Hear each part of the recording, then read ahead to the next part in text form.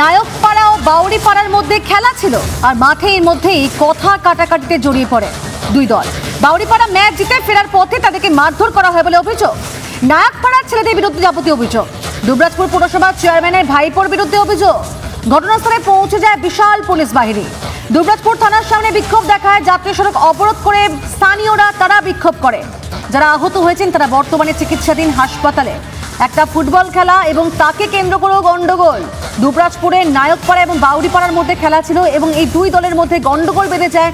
পরিস্থিতি এতটাই সাংঘাতিক হয়ে ওঠে যে মারামারি শুরু হয়ে যায় বচসা থেকে।